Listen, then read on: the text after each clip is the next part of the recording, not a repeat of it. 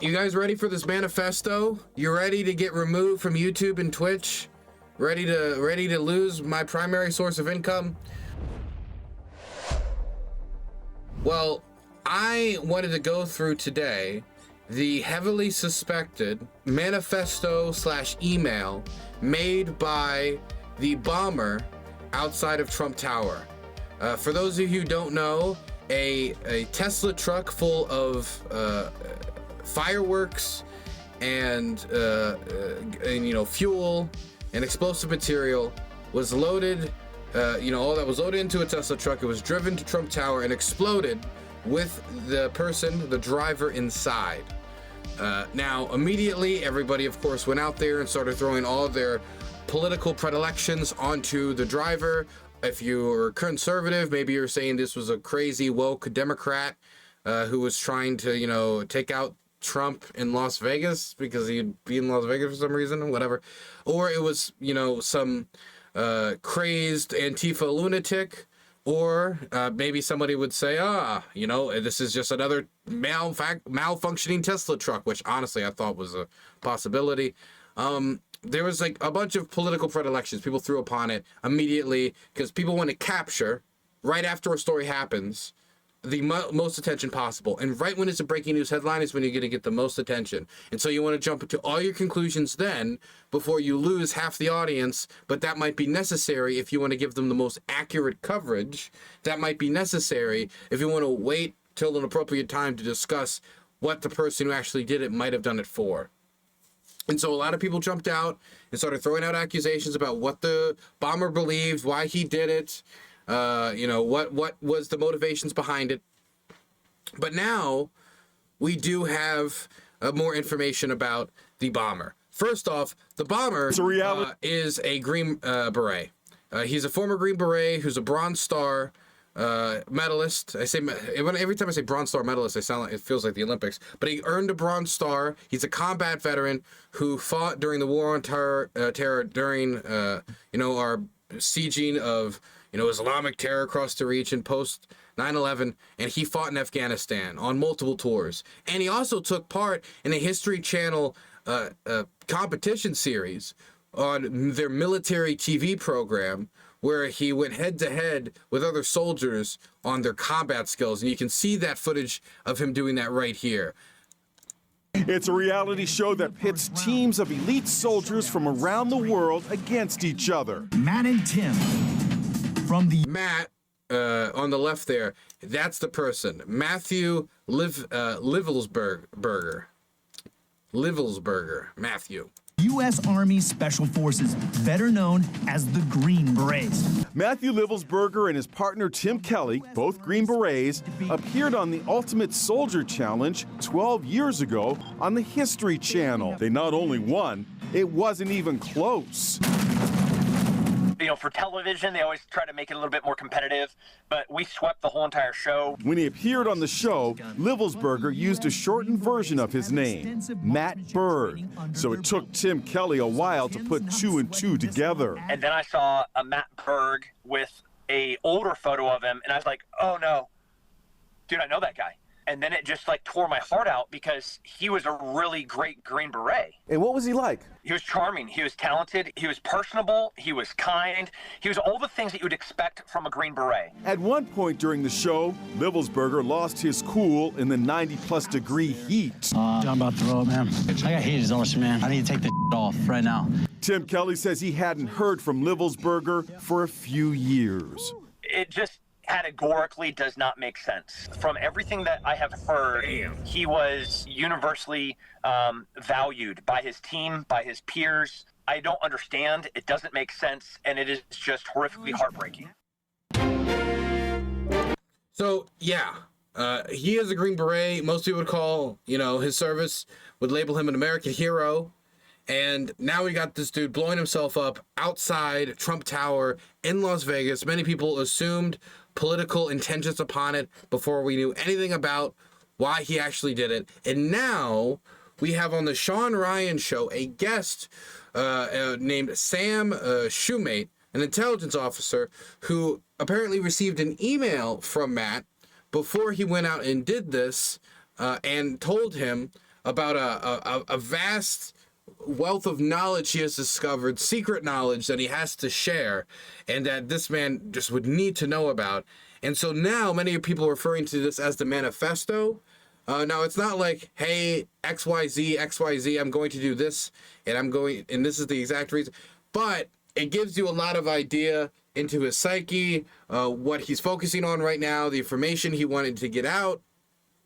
And it has already been said by an FBI representative at a press conference that I was watching, so I know it's not nonsense, that this is probably true, that this is probably a real correspondence from the bomber. Now, I understand, it's a YouTube channel. You might not know who Sean Ryan is. You're like, why should I trust this guy?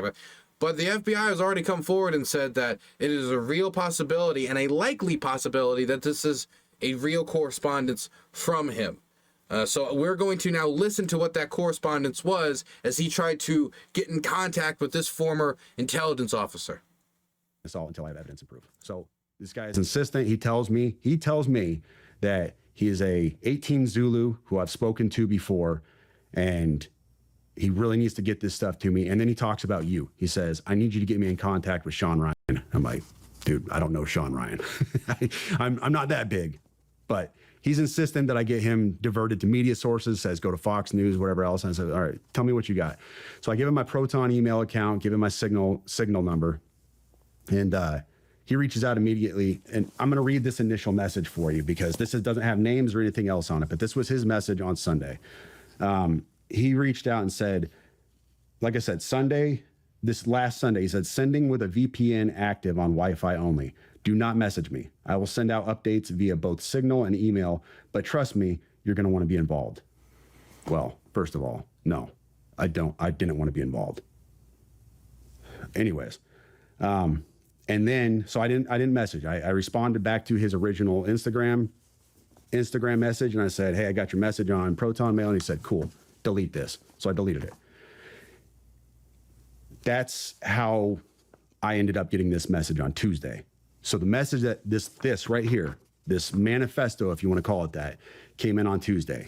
And when I started reading this, my initial take was, okay, this is off the deep end. It's bonkers. I can't validate or verify any of the stuff in this manifesto. Mm-hmm. And I told him that in a subsequent email. And I'll read that to you later, my response to him. And once again, my response to him elicited, hey, get me in contact with Sean Ryan, Fox News, and he even said Pete Hegseth. Get me in contact with Hegseth. And I'm like, dude, I don't have the incoming Secretary of Defense's phone number. Sorry, bro. That's the last time I talked to him. So yesterday morning. What date was that? That was Tuesday. That was this Tuesday. So we're Friday now. That was 3 days ago. So the day before 30th? Yeah, the day before the attack. I dismissed this stuff out of hand. The 31st. It was on the 31st. Yes. In fact, I posted something on my... I told your producer about this as well. But this was a post I made on Twitter. I was just trying to be humorous, off the cuff. It was... I didn't mean anything about it. I was just being humorous for my audience. I said, my inbox was especially eventful today. Allegations of war crimes, government anti-gravity technology, and fears about being tracked and watched by the feds. It's always, the world is ending and I have this information that needs to get to the media, and never, how you doing, brother? Everything all right? I was just playing off of a meme. Mm-hmm. It was just supposed to be a joke. I'm sorry. This is the anti-gravity technology. The allegations of war crimes by the U.S. government, that's nothing new, okay? That's almost as American as apple pie when it comes to, government leaks.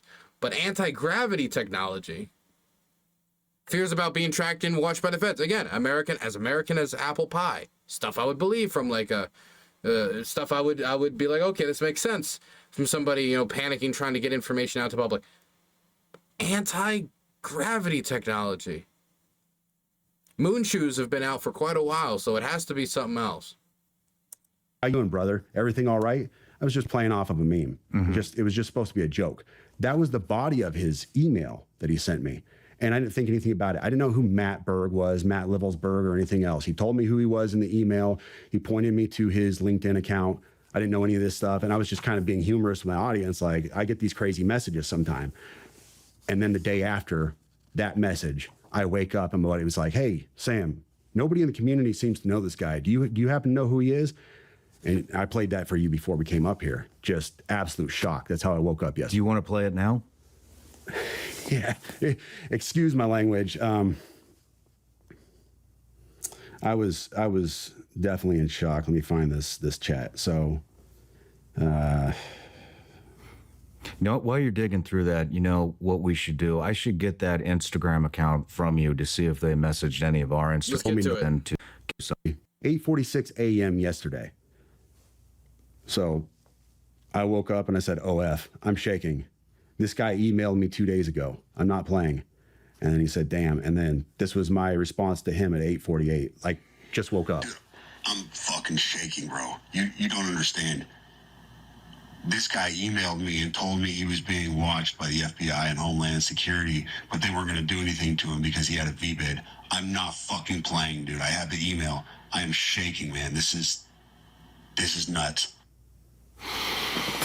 And it goes from there. And I sat there for probably an hour talking to my wife. I'm shaking. I can't even think straight. Like, Okay, we get it. The guy was definitely shaken by this. Let's get to the actual email, okay? Let's get to the actual words that the guy said. Pretty crazy. I want to hear about this anti-gravitation technology. on December 31st at 10:42 a.m. That is Tuesday. He said, in case I do not make it to my decision point or onto the Mexico border, I am sending this now. Please do not read. I guess if you're, Las Vegas is not too far from Mexico. But then why in front of Trump Tower? Why not just head to Mexico? Release this until 1 January and keep my identity private until then. First off, I am not under duress or hostile influence or control. My first car was a 2006 black Ford Mustang V6 for verification. What we have been seeing with drones, he puts that in quotes, he says drones, is the operational use. So for those of you who don't know, there has been a string of reports from the New Jersey area, from that side of the East Coast, that there were drones in the area flying over, suburban neighborhoods and such, that people are spotting in their backyards. Now, I have yet to see any verifiable evidence of some drone program. I have seen stories of people pointing laser pointers at civilian aircraft and airliners, but I have yet to see anything that can be proven to me to be part of some secret drone program. It isn't just like people reacting to a Boeing 737 the way an undiscovered tribe would react to a flashlight or an iPhone for the first time. Gravitic propulsion systems powered aircraft by most recently China and the East Coast, but throughout history, the US. Only we in China have this capability. Our OPSEN, that's Operation Center, our OPSEN location for this activity is in the box below. So he is saying that these drones are actually operational use of anti-gravity propulsion systems. Basically, aircraft that are using anti-gravity technology to transport themselves around, like in a space age movie and sci-fi and such. Now he's saying that this was done on the East Coast, so we're talking about the New Jersey reports, by China, but that it was also done by the United States before. Now, here's my question. If you've got gravitational top-tier technology, why are you going to be using that within viewing distance of American civilians, well within the East Coast, especially if you're Chinese? At least on the West Coast, I imagine there's some smuggling around out there. But like the East Coast and in New Jersey, like where do you flee from there? I don't know. Like, is this the Monitor? And what would they? I mean, like, I could understand that they might use some type of aircraft to do some sort of snooping or monitoring of, military bases or installations that the Chinese would want to have access to. But I mean, why so many civilian sightings then? Why the East Coast? How did they get it there? Why was it so easy to spot? I mean, this is it's just complete. It's not only declaring unproven technology, but it's also declaring it showing up in an extremely unexpected place. It'd be easier if he just said this was America doing it. I guess America could just test it out in the desert, and it'd be kind of weird for them to test it in an urban environment like this. But it doesn't make. I'd believe it maybe more if this was in Washington, maybe in California, maybe Hawaii, Guam. But what do the Chinese have to figure out in New Jersey, man? Xi Jinping trying to like combine Confucian thought with like the Soprano family ethics. Like, I don't want fatal combination. What would he even be looking for? Whatever. Okay. Speculation. Who knows? Maybe I'm wrong. China has been launching them from the Atlantic from submarines for years. Maybe the guy who blew himself up in front of Trump Tower is right, and I'm the idiot. Okay? Who knows? Box below. China has been launching them from the Atlantic from submarines for years, but this activity recently has picked up. As of now, it is just a show of force, and they are using it similar to how they used the balloon for SIGINT and ISR, which are also part of the integrated comm system. There are dozens of those balloons in the air at any given time. Okay, launching them from a submarine would explain how it got there, but it's still, that's still a risky operation. If this is experimental tech, again, you're throwing that at the East Coast? But what do I know? I'm not a Chinese submariner. The so what is because of the speed and stealth of these unmanned aircraft. They are the most dangerous threat to national security that has ever existed. They basically have an unlimited payload capacity and can park it over the White House if they wanted. It's checkmate. U.S. government needs to give the history of this, how we are employing it and weaponizing it, how China is employing them, and what the way forward is. China is poised to attack anywhere in the East Coast. I've been followed for over a week now. Why the East Coast? I get like the West Coast is already, people traditionally where China, where people are like, oh, China could do here in Hawaii, or et cetera, Guam. But the East Coast specifically feels like and if you're already like throwing out like experimental, like anti-gravitational tech, do you really want to make it more difficult by throwing it on the other coast further away from you? From likely Homeland or FBI, and they are looking to move on me and are unlikely going to let me cross into Mexico, but won't because they know I am armed and I have a massive V-bid. Let me pause right there for a second. So he says a massive V-bid. When I was talking to the FBI yesterday, they didn't know what a V-bid was. I had to explain what that acronym meant, literally. You fucking serious? Dead serious. I said it twice, and he goes, you said that word V-bid. Can you tell me what that is?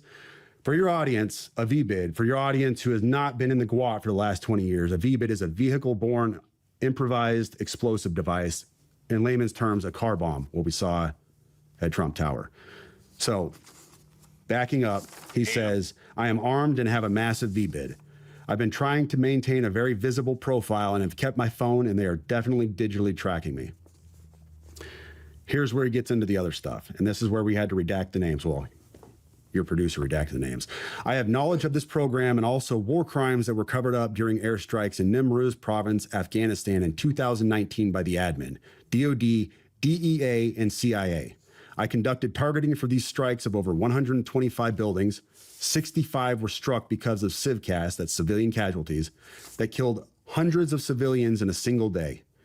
U.S. FORA continued strikes after spotting civilians on initial ISR. It was supposed to take 6 minutes and scramble all aircraft in CENTCOM. The UN basically called these war crimes, but the administration made them disappear. I was part of that cover-up with U.S. FORA, an agent, redacted, of the DEA. So I don't know if my abduction attempt is related to either. I worked with redacted IO staff on this as well as the response to Bala. Wait, he just said I work with redacted IO staff. It says Jen Miller's right there, General Miller. Was that supposed to be censored and isn't here on the screen? But no, yeah, it's not redacted here. It says General Miller right there. Murgab. Redacted commander at the time, redacted. It says that's not redacted either. Okay, well, maybe he checked it afterwards and says this doesn't have to be redacted. Or maybe this is a terrible mistake. Can validate this. You need to elevate this to the media so we avoid a world war because this is a mutually assured destruction situation. Then he says, for vetting, my LinkedIn is Matt Berg or Matthew Livelsberger. an active duty 18 Zulu out of 110, that's 1st Battalion, 10th Special Forces Group. My profile is public. I have an active TSSCI with UAP, USAP access. What is USAP? Do you know what that is? I don't know what that is. But I checked his credentials on LinkedIn. So that was the first thing I did. I went to his LinkedIn page. First thing I noticed was all of his bona fides were in place. He has all the UAS training from USASOC and everything else. And so I said, okay, at least the guy knows what he's talking about with drones. That was a very rough dig into the guy. But my issue was I couldn't validate or verify any of this information. And I told him that. And how I responded to him was in a subsequent email. I said, this is obviously a very big deal, but I don't have anything to verify this information with. Talking about gravitic propulsion systems without evidence just makes me another UFO talking head. Like, I'm not going to go on my social media page and start talking about UFOs and anti-gravity systems and everything. I don't know what you're talking about. I can't. And he said, can I get on Fox News Contact on Signal as well as Sean's show? Hegseth would be good too. That was his last message to me. Wow. Yeah. You know, the thing is, what is a gravitic propulsion system? Again, like this is just like, this is the type of technology they talk about in sci-fi. And so there's so many layers to this. The first layer is we're talking about a completely unproven technology, just in secret, that the United States, that he said the United States has had for a while, and now China is now using on the East Coast, launched from submarines to either spy or try to find targets on that side of the United States. When usually we talk about like the West Coast when we talk about defense planning against the Chinese. Now, not only do I have questions about, how did they cover up this technology? How is it now that this technology not only is being used by the Chinese, but they're using it on the East Coast? Why the East Coast? Why would they be risking such experimental technology in these ways? And when he talks about like mutually assured destruction, if we both have the technology and it's like silent gravitational drones, that's not mutually assured destruction. I mean, I've seen the development of drones in Ukraine with specific type of, they've altered the blade propellers on these drones to make them more quiet when moving around, in order to make it so that that buzzing that you hear that warns a lot of people, including myself, when drones are coming, so we know when to take cover, that won't be there. So you'll have to see the drone. You can't just hear the drone, or the humming will be much lower, so it'll be harder to hear it over birds chirping and other environmental sounds. And you'll have to listen much harder or rely on other type of technology like drone detecting equipment that many units are relying on that costs about like $250 to $400 a pop. I know that because I've looked into buying it for myself. So it's not like that silent drone technology is particularly like unheard of, or there's not people working to develop this right now in Ukraine and such. But he's talking about not just silent drones. He's talking about drones that are working off of technology that gets rid of gravitational pulls and such. Like, he's not just talking about making a silent drone, which is something I could more than believe, but it would still not be a question of mutually assured destruction. It'd be just a continued elevation of the drone technology race and the drone war, which is continuing to escalate in Ukraine every day. Instead, we're talking about the flying saucers. When we talk about anti-gravitational technology, that what we're talking about is like flying saucers that can float up, that can float down, that can float to the left, that can float to the right, that can move around in all different types of ways. So we're talking about like a totally new realm here, something that's not proven, something that's not been shown to be possible, and all the videos that we do have of these supposed drones, we have nothing to show that it isn't just civilian aircraft or other things. We have yet to see anything that's conclusively unexplainable. Now look, maybe I haven't seen a certain video, and you can send it to me at DylanBurnsTV@gmail.com, and you'll red pill me, and I'll know that I'm completely wrong, and the Chinese have decided to test their new experimental drone technology in New Jersey. Or if you think this guy's a wackadoodle and you have your own theory and it's actually America's secret weapon plan, I don't know. $125. Whoa. I got $1,400 that I didn't expect today. So now I can pay the stupid idiot dummy-headed dildo buns tax. The dildo buns tax. My goodness, 125. That is a decent penny, though. Thank you. Back to this, though. I don't really know what else to say about this. All I have to say is we're talking about, like, space age, aliens, like, style technology that you hear about in the comic books being alleged by a man who blew himself up with fireworks and other explosive devices outside of Trump Tower. And the only thing that gives this credibility is the fact that this man is essentially, from an American perspective, you know, a war hero, a Green Beret, he was awarded the Bronze Star, and that gives this story credibility. But I mean, somebody can go through a mental breakdown after being 100% mentally cognizant their whole life. We've seen this happen with soldiers all the time. And I mean, I'm not to say that this is like all the soldiers are breaking down, but soldiers go through extremely traumatic experiences, and maybe something that was lying dormant before starts to get exposed, and it starts to get worse and worse and worse. Or, you know, they go overseas, they see stuff that's awful, they combat, they start to experiment with drugs, and we all see, like, either with homeless people or with other people in our lives, how drugs degrade somebody's mental state, and then, you know, that affects. Either way, somebody who blows themselves up outside of Trump Tower is probably not going to be seen as the most sane individual.